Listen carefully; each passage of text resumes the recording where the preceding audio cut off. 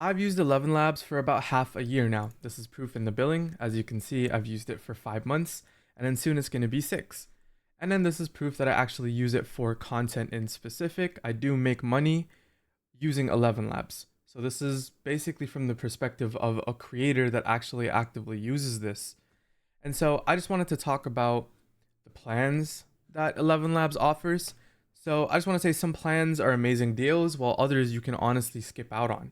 And so I'll basically just show you what plans give you the biggest bang for your buck from a creator's perspective. So if that interests you, watch till the end. So first of all, of course, Elevenlabs from the get-go is a free service. As you can see up here, I do pay for it, and I'm currently on the business plan. So that's the second biggest plan you can do before enterprise. And if you are interested in enterprise, I actually have a thing I want to tell you about that. So, just wait on that. But starting from the beginning is the free tier.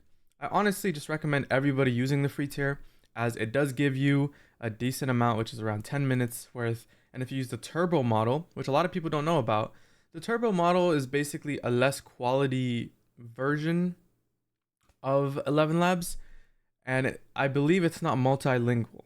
And so this is usually the model I go for, especially since the voiceovers that I do is in English.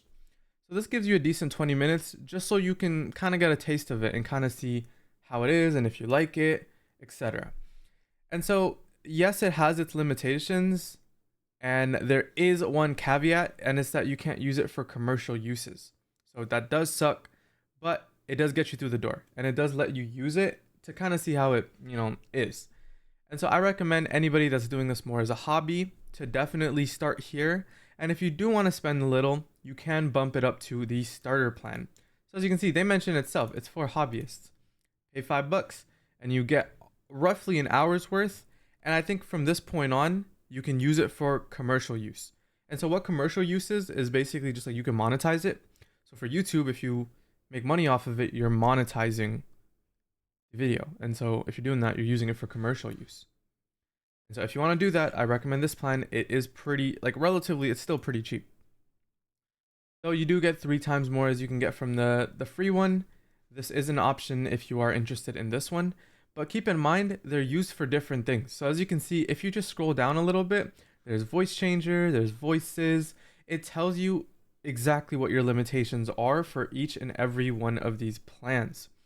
And so depending on what you want to use it for, it may change and it may vary. As you can see, even API formats vary, quality varies, and just like licensing varies as well. But after the starter plan, everything else is pretty much checked off for the licensing, so you don't have any worries about that. But I'm assuming what you guys are here for is more of the credit comparison. So this does triple and this does triple as well. But keep in mind that additional characters are not featured on these first 2 plans. And that's what that basically is like, let's say you use up the 60,000 credits, you can go beyond that with like a certain rate depending on how many characters are being said. And so that's the rate over here for the creator plan.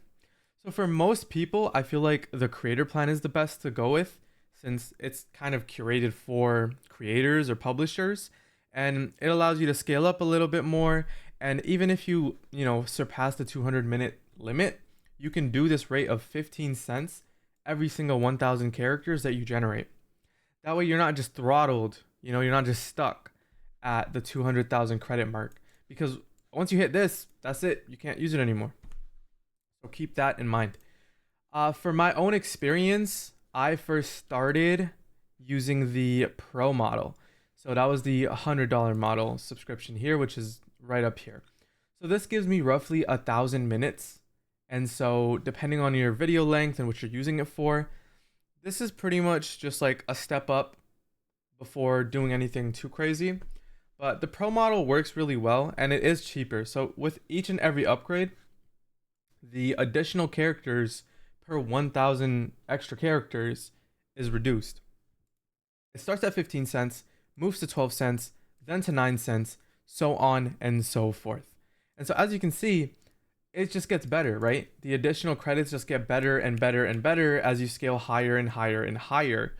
But also just like the credits in general. So again, I personally use the Flash model. I think if you're doing English voiceovers, you'll probably want to use the Flash models too. But if you're not looking for that, or you're looking for multilingual, then the highest quality model is up here. And it does kind of limit you, because with the Flash model, you can use double the amount that you can on the highest quality model. So if your goal is to save money, I recommend the turbo models. If your goal is to prioritize quality or maybe multilingual aspects of it, then the highest quality model is the one you're looking at. Regardless, that's the pro model. And then my personal experience was when I did buy the pro model, it was working for a while, but it didn't let me go beyond, essentially. And so my issue was I was trying to scale really fast. And so obviously the natural progression would be scale. But if you think about it, you could only 4x. And my goal here with my own business was to 10x my input. And so because of that, I then jumped quickly to the business model. So the business model gives you 22 million credits in turbo. Okay, so this is a lot. I'm not gonna lie, this is a huge amount. And to kind of help you guys out, I can give you the number that I found for myself. So if you make 2 to 3 minute videos, right, roughly, you spend around 2,500 of the high quality credits. So you can do the math on that and see how many of those you can make. But I do recommend kind of like doing a ratio style, where like if you're doing a 10-minute video, just put in a ratio and then figure out how much credits is going to cost you per video and then do the calculations like that. Or you can just use the minutes. You know, the minutes is a pretty good way to do it. So just 10 minutes divided by 11,000 minutes worth of content, and you'll have the amount of videos that you can create with which plan. So if you're like me and you do make money or want to scale up to making decent money online and on YouTube, this is the plan I do recommend. And you could even try it out once. But again, like entry wise, I recommend Pro or Creator. If you're starting out and you're new to it, start with these two and just play around with it. And if you like it, then scale up. You know, it's entirely up to you at that point. And if you do want to check out any of these plans for yourself, I left a sign up page linked down below, so you don't have to go around digging around. But besides that, I do want to mention the enterprise, as it is an option. And I know it doesn't affect a lot of you guys, but it's kind of good to know. But as you can see, the custom enterprise version is where you basically reach out to them, tell them that you're building with Elevenlabs, and basically they give you like the lowest cost per whatever, right? So as you can see here, additional credit cost 3 cents per 1,000 extra, and your monthly credits that you get on a month-to-month area is custom. So although I don't use the enterprise, I have considered the enterprise as it does make things cheaper. But one thing I want to tell you that a mentor of mine has personally told me is stick to the plan as if you were basically someone dropping by for a limited amount of time. Because the idea is like, even though Elevenlabs is currently one of the best AI voiceovers out there, if there's a competitor that does it better, we're gonna switch.